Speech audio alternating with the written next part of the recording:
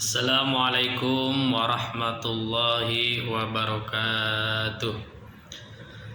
Bismillahirrahmanirrahim. Alhamdulillahirabbil alamin wassalatu wassalamu ala sayyidina Muhammadin wa ala alihi washabbihi ajma'in wa la haula wa la quwwata illa billahil aliyyil azim wa ba'du. Para sahabat semuanya, kaum muslimin dan muslimah dimanapun berada, alhamdulillah wa syukru ala ni'amillah. Pada kesempatan kali ini kita masih diberikan kesehatan, umur panjang, dan insyaallah kita akan melanjutkan kembali kajian kita, kajian ilmu tauhid mengenai sifat-sifat Allah. Baik, selanjutnya kita akan mempelajari sifat kalam, ya, sifat kalam. Sebelumnya sudah kita bahas sifat sama dan basor, ya, maha mendengar dan maha melihat, ya. Sekarang sifat kalam. Ya, sifat kalam ini sifat yang ke-13, ya.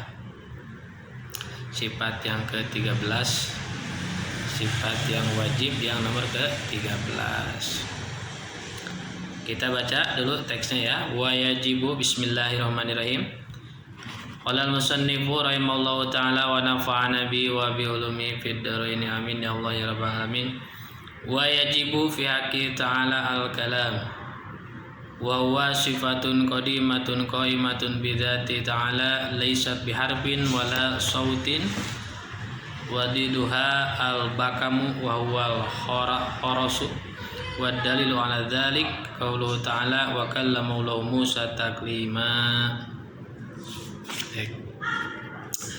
Baik, kita artikan, ya, wajibu dan wajib, ya.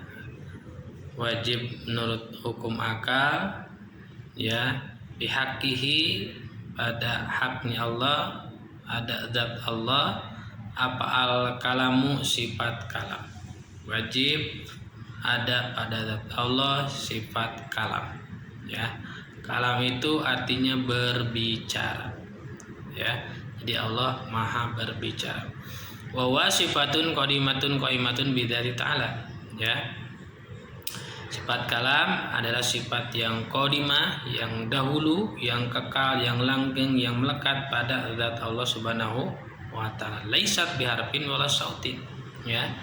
Yang mana sifat kalam tersebut tidak ada huruf, suara maupun takdim dan takhir, ya, maupun dahulu maupun awal dan akhir, ya.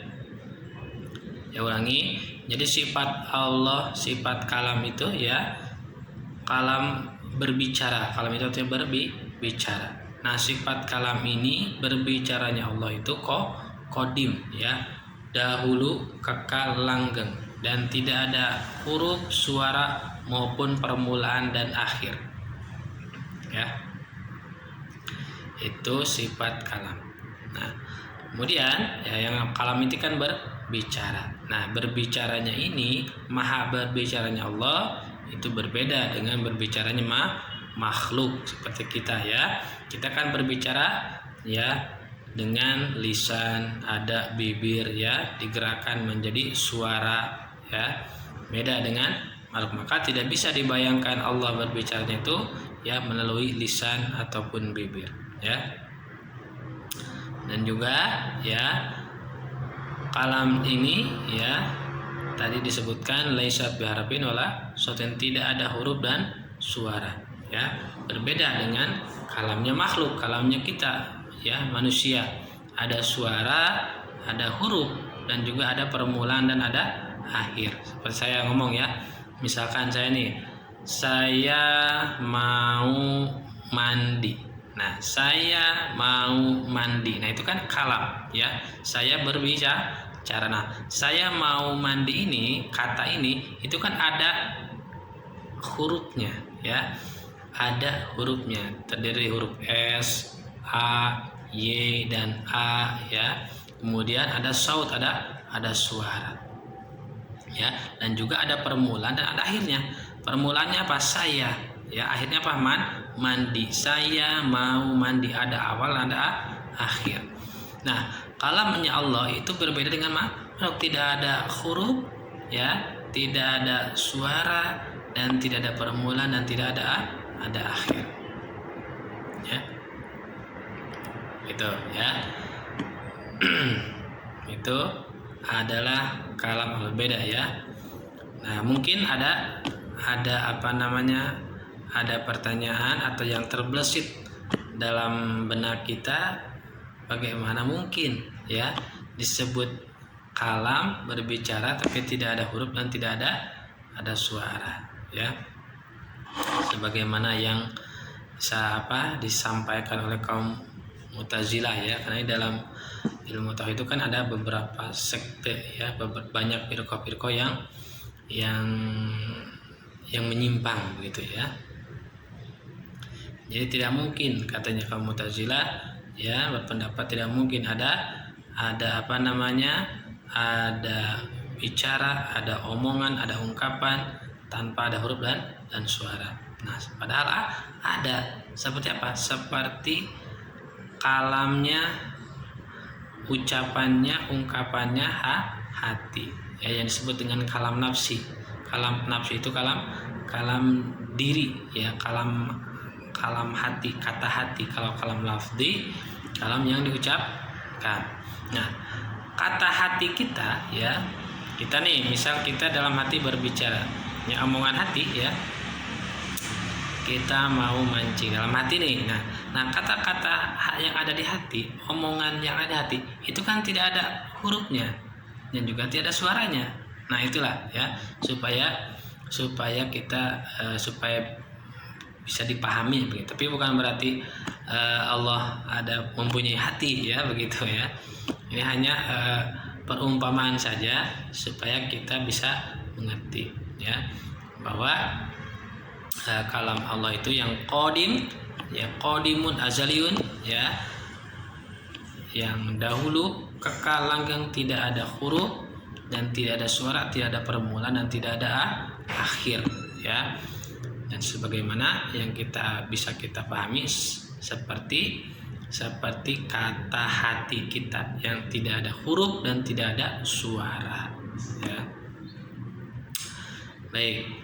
Kemudian, ya, kalam ini, ya, mempunyai ta'alluq, ya, ya, baik ta'alluq dimanai dengan fungsi ataupun dengan objek, ya, objek. Nah, ta'alluq dimanai dengan fungsi, yaitu ta'alluq kalam adalah ta'alluq dilalah, ya. Ta'alluqnya ta'alluq dilalah. Jadi ta'alluq sifat kalam ada ta'alluq dilalah.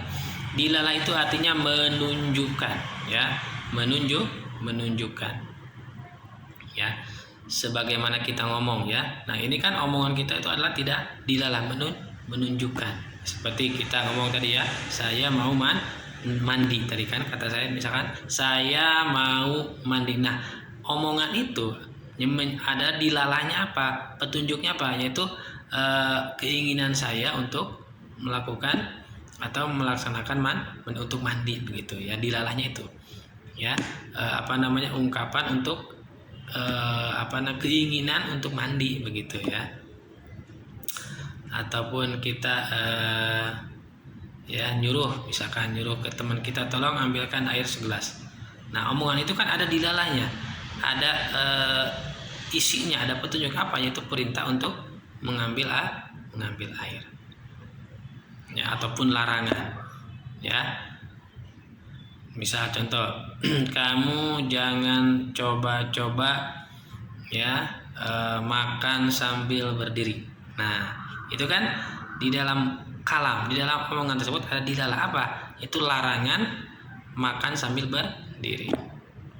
Ataupun khobar, berita, ya, seperti kemarin, ya, di jalan raya terjadi kecelakaan beruntun misalnya. Nah, itu kan di dalam kalam itu ada dilalah, petunjuk apa, itu khobar, berita begitu, ya.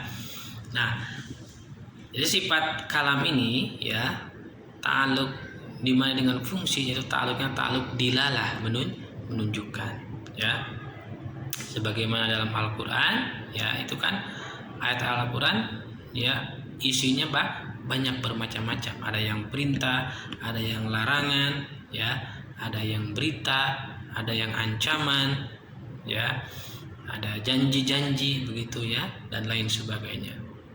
Seperti misal dalam sholat, dalam Al-Qur'an, aqimis sholat, dirikanlah kamu olehmu sholat.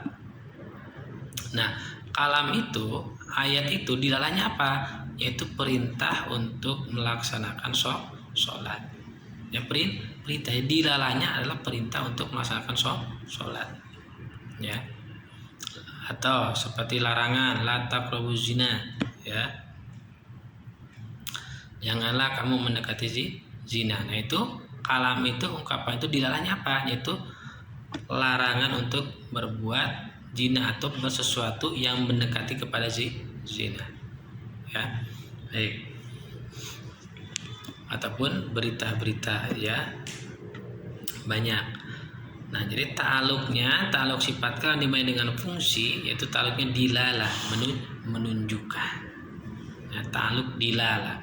Kemudian ta'aluk dimanai dengan objek, ya, objek. Nah, objeknya apa? Yaitu, ya, al-wajibat, al-mustahilat, dan zat. Jadi semua, ya, meliputi yang wajibat, jaizat, dan mustahilat. Ya, jadi objek, ya, dari sifat kalam ini jadi sesuatu yang pangkatnya wajib, mustahil, dan jaiz. Jadi wajibat, mustahilat, dan jaizat, ya, itu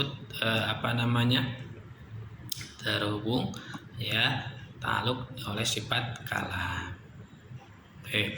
Ya, yaitu ta'aluknya, ya. Ada ta'aluk dilalah, yaitu ketika kalam ini dimain dengan ta'aluknya fungsi, itu dilalah menunjukkan, ya. Kemudian ta'aluk dimain dengan objek, apa? Yaitu ya, sesuatu yang wajibat, mustahilat, dan jaiz. Sesuatu yang pangkatnya wajib, mustahil, dan jaiz menurut akal, ya, wajib, mustahil, dan jaiz, ya. Yang wajib menurut akal, mustahil menurut akal, jaiz menurut akal, wajibat, jaizat, mustahilat. Baik, ya, itu dilalah dimain dengan objek. Ya. Kemudian berikutnya, ya, sifat kalam ini, ya, memang pembahasannya cukup pelik juga sebetulnya, ya. Ya, sehingga pada zaman dahulu banyak ulama-ulama yang dihukum atau disiksa, bahkan dibunuh, ya, terkait polemik, ya, masalah sifat kalam ini, ya. Jadi ada banyak perdebatan pada masa-masa sejarah keislaman pada dahulu, ya, mengenai sifat kalam ini, ya. Baik, coba kita jelaskan, ya. Baik. Jadi kalam itu, ya, ini ada di tengahnya, ya, di syarahnya. Anna kalamallah yutlaqu alal kalamil qadim al-qaim bidai ta'ala wa alal kalamil labdi al-makruh, ya. Jadi kalam, ya, kalamullah, ya, omongan Allah, ya. Nah, bahasa kalamullah, ya, omongan Allah, bicaranya Allah itu, ya, itu diartikan kepada dua. Yang pertama diartikan sebagai sifat, ya, sifat Allah yang qadim, yang melekat pada zat Allah, ya. Jadi kalamullah diartikan yang pertama sebagai sifat, ya, sifat yang qadim, yang melekat pada zatnya Allah. Nah, kalamullah, ya, diartikan sebagai suatu sifat, ya, yang qadim, yang melekat pada zatnya Allah, itu laisat biharfin wala sautin wala taqadimin wala ta'khirin, ya, wala taqaddum wala ta'khur. Baik. Jadi ketika diartikan sebagai sifat, ya, yang qadim, melekat pada zat Allah, ya maka kalam itu ya jelas qadim, ya tidak ada awalnya, ya azaliyun, ya dahulu, ya dan kekal, dan juga tidak ada huruf, tidak ada suara, dan tidak ada permulaan dan akhir. Ya, berbeda dengan kalamnya makhluk ya. Kalamnya makhluk ya itu hadis baru, ya kalamnya makhluk nih baru, ya ada huruf, ada suara, dan juga ada permulaan dan akhir, ya. Ya. Dan juga ya kalam Allah itu ya tidak ada hukum-hukum yang melekat pada huruf seperti apa? Seperti hukum tajwid ya. Hukum tajwid ya, atau hukum mu'rab, hukum mabni, dan ilmu nahwu ya. Pokoknya ya semua ahkamul huruf tidak ada ya. Tidak ada huruf, begitupun ahkamul hurufnya tidak ada. Ya, tidak ada suara dan tidak ada tarim dan tidak ada takhir. Beda dengan kalam makhluk kan ada ya. Ada huruf, ya otomatis ketika ada huruf pasti ada ahkamul hurufnya. Baik. Kemudian yang kedua, kalam itu diartikan sebagai kalam lafdi, kalam yang diucapkan, yang kita baca, yaitu seperti Al-Qur'an. Ya. Nah, jadi Al-Qur'an ya yang kita baca ya itu juga kalamullah ya. Itu juga kalamullah ya. Cuman kalamullah yang kita yang kita baca ya kalam labdi ya. Kalam itu kalam yang kita baca ya. Itu ada Al-Qur'an ya. Al-Qur'an kalam yang kita baca, kalam labdi yang kita baca pada ayat Al-Qur'an ya, itu berbeda dengan kalam ketika dimanai dengan sifat Allah, yaitu qadim. Nah, kalam lafdi ya Al-Qur'an yang kita baca, nah itu kan ada apa? Ada hurufnya ya kan? Ya, dimulai dari surat Al-Fatihah sampai surat An-Nas ya. Itu kan ada hurufnya. Ada hurufnya, ada ahkamul hurufnya, ada suaranya, ada permulaan, dan ada akhir ya. Diawali dengan surat Al-Fatihah dan diakhiri dengan surat An-Nas ya. Nah, itu kan ada ya, ada huruf ya, ada ada suara, ada ahkamul huruf ya, dan ada urutannya. Nah, maka Al-Qur'an yang kita baca, yang kita ya Qur'annya ya, yang kita baca, yang kita pegang sekarang itu adalah hadis, pangkatnya hadis baru ya. Ya, jadi Al-Qur'annya ya yang ada yang kita tulis nih, yang sudah ditulis maksudnya ya, itu baru ya. Kenapa ini kan baru ya? Ada ada cetakannya ya, ada cetakannya, ada huruf itu baru ya.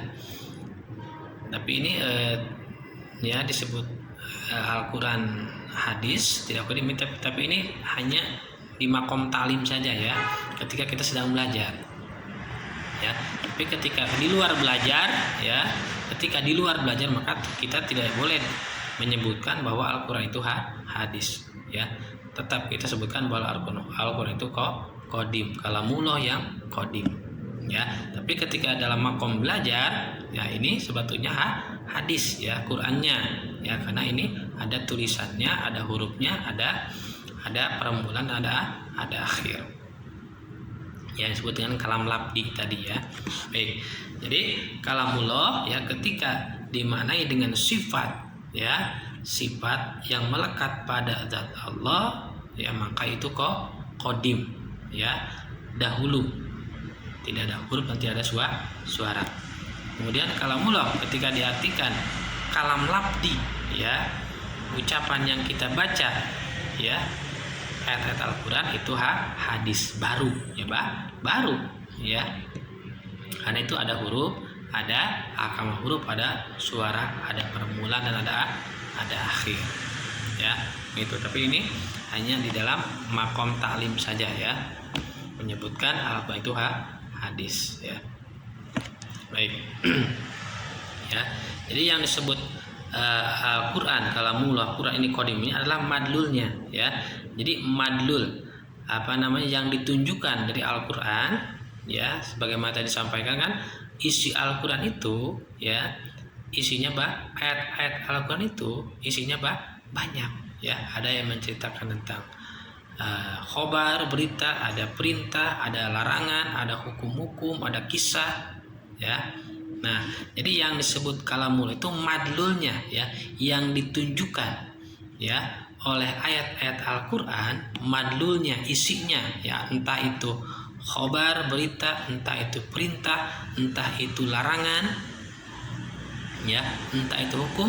Nah, itulah yang disebut dengan kalamullah. Jadi madlulnya yang disebut kalamullah itu madlulnya yang ditunjukkan oleh lapad-lapad ayat-ayat Al-Quran. Itulah yang disebut dengan kalamullahnya ya. Nah, adapun lapadnya yang tertulis yang kita bisa lihat, bisa kita baca, nah itu adalah hadis ya, baru ya, baru. Baik. Ya. Dan kalamullah itu bukan hanya Al-Quran. Nah, jadi Al-Quran itu ya, jadi madlul dari Al-Quran ini ya, kandungan dari Al-Quran ini adalah sebagian daripada kalamullah ya. Jadi kandungan atau madlul yang ditunjukkan oleh Al-Quran ini adalah sebagian dari kalamullah, karena kalamullah itu banyak, bukan hanya Al-Quran ya, termasuk ya kitab-kitab samawat sebelumnya, Taurat, Injil, Zabur, termasuk suhuf juga ya, suhuf Nabi Ibrahim, suhuf Nabi Isa, suhuf Nabi Sis, itu juga sama kalamullah ya. Jadi kalamullah itu banyak, tidak terbatas, tidak terhingga, dan itu kok qadim ya, begitu. Dan juga ya kalamullah tadi objeknya meliputi yang wajibat, mustahilat, dan jaizat gitu ya. Itu kalam ya. Baik ya, jadi yang dimaksud dengan ya kalamullah itu adalah dalam Al-Quran ya, Al-Quran ya, itu madlulnya ya, yang ditunjukkan oleh Al-Quran ya, kandungan dari Al-Quran itulah sebagian, itulah kalamullah ya. Jadi yang ditunjukkan oleh ayat-ayat Al-Quran, isi kandungan Al-Quran itu adalah sebagian yang ditunjukkan oleh sifat kalamnya Allah. Jadi sebagian kalamullah, karena kalam itu banyak, bukannya Al-Quran ya. Baik ya. Jadi kalau mau kita sederhanakan ya, ada kalam nafsi, ada kalam labdi, begitu ya. Kalam nafsi ya, yaitu adalah sifat Allah yang melekat pada zat Allah, dan itu kok qadim ya. Kemudian ada kalam labdi. Kalam labdi adalah yang kita ucapkan, yang kita baca, seperti pada Al-Quran atau pada Taurat, Injil, Zabur. Nah itu ya, itu hadis baru ya, baru. Adapun yang qadim adalah madlulnya, yang ditunjukkannya, kandungannya dari Al-Quran, Taurat, Injil, Zabur, atau suhuf Nabi yang lainnya ya, gitu. Baik. Ya, itu pengertian sifat kalam. Baik ya, jadi kalam itu artinya berbicara. Jadi Allah Maha berbicara. Baik, kita langsung saja ya. Lawannya wadiduha al-bakamu wa huwa al-khorosu. Lawan daripada sifat kalam ini, itu sifat yang mustahil apa? Yaitu al-bakam wa huwal khoros ya. Bakam itu bisu ya, khoros itu bisu. Bakam, khoros ya, artinya sama, itu bisu. Jadi mustahil Allah itu bisu, tidak berbicara, mustahil ya. Kemudian ya, dalilnya. Jadi sifat yang wajibnya kalam, mustahilnya adalah bakam Ya, kalam berbicara, bakam atau khoros bisu. Kan dalilnya apa? Wa dalil ala dalil qaulu ta'ala wa kallama Musa takli. Nah, dan dalilnya adalah dari di sini langsung dalil Al-Qur'an ya, langsung dalil nakli sebagaimana sifat sama dan basal kemarin ya. Jadi di teks ini langsung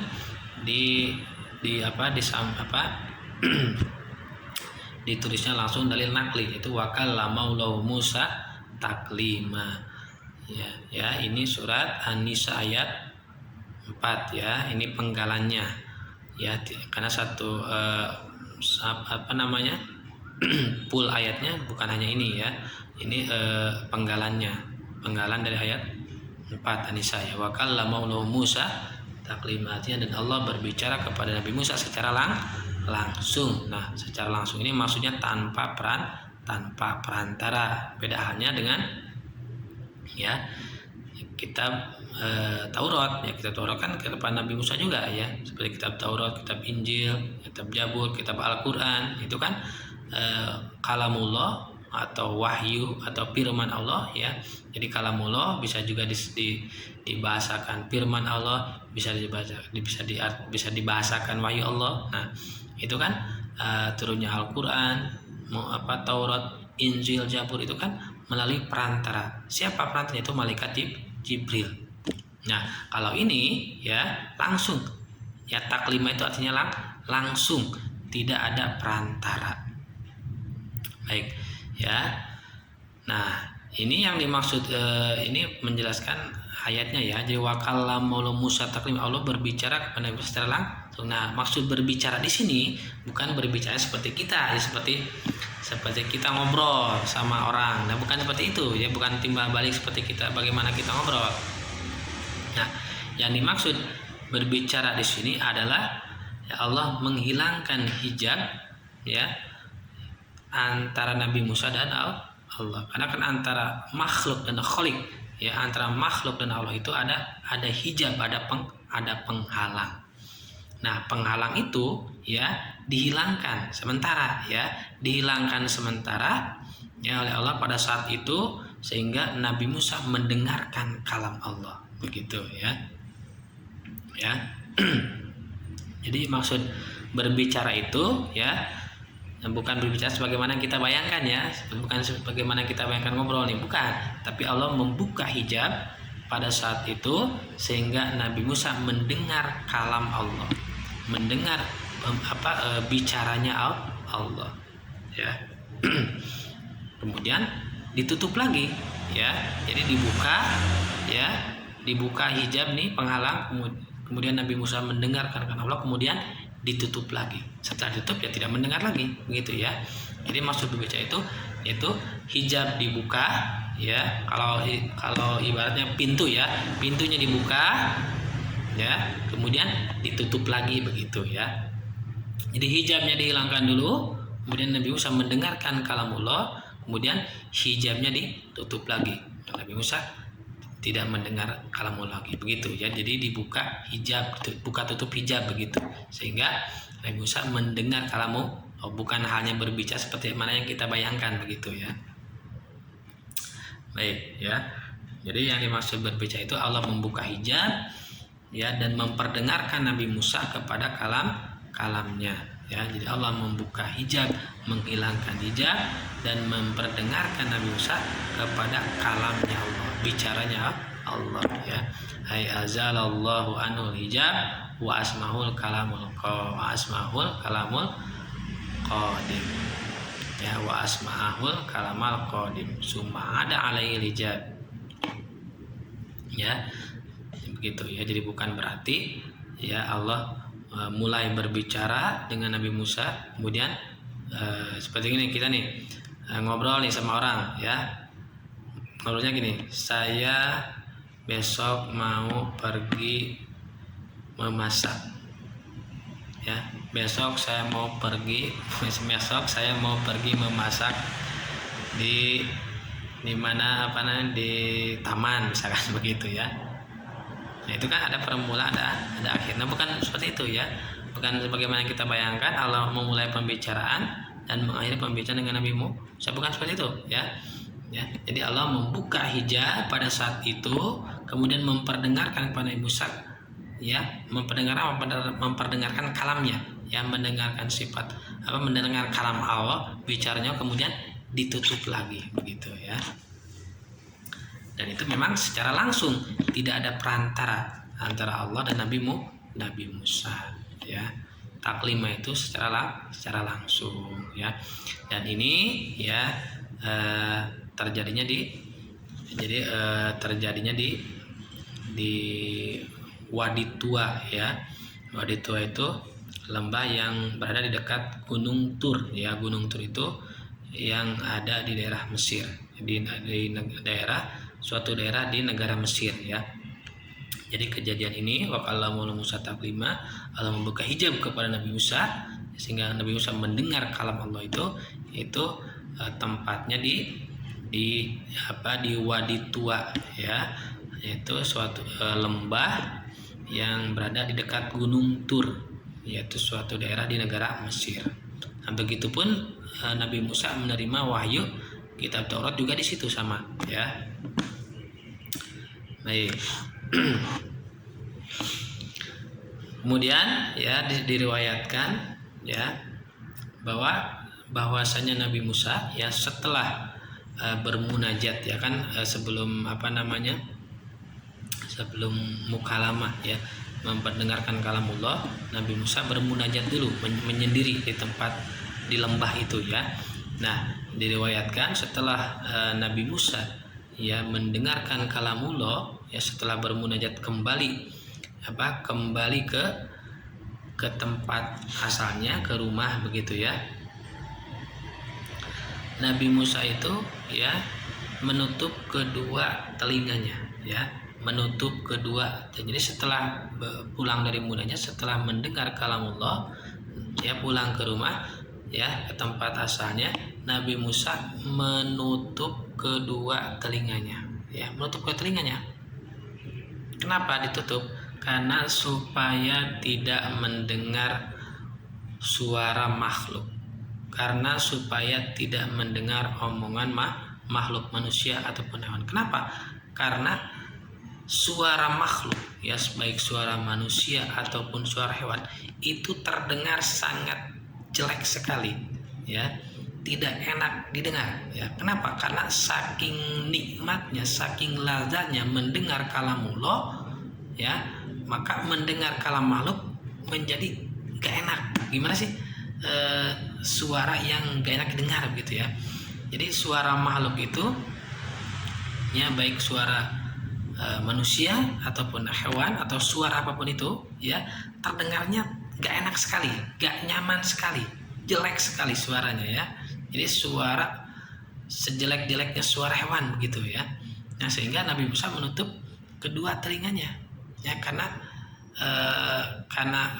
saking lazatnya mendengarkan kalamullah, maka efeknya gitu ya, mendengar suara makhluk jadi sangat tidak nyaman, gak enak sekali, ya, jelek sekali suara makhluk, sejelek-jeleknya suara hewan, begitu ya. Makanya Nabi Musa menutup kedua telinganya, ya. Dan juga, ya, setelah pulang dari munajat itu, ya, wajah Nabi Musa itu bersinar, ya, moncorong, ya, berbinar-binar, cerah sekali, ya.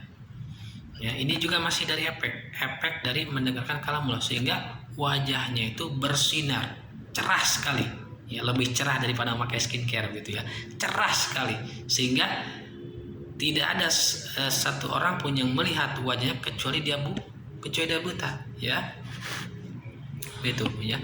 Fama ra'ahu ahadun illa ama, ya, wa qad asyraqa wajhu minan nur fama ra'ahu ahadun illa ama, ya. Jadi wajahnya itu asyraqa itu moncorong, bersinar, terang, sehingga siapapun yang melihat wajah Nabi Musa dia akan buta, kehilangan penglihatannya, ya, saking terangnya, ya, lebih terang daripada lampu, ya, saking terangnya, sehingga orang yang melihat itu langsung buta seketika, kehilangan penglihatannya, ya. Maka sejak saat itu Nabi Musa memakai burku. Burku itu penutup kepala, ya, atau kalau sekarang hijab, ya.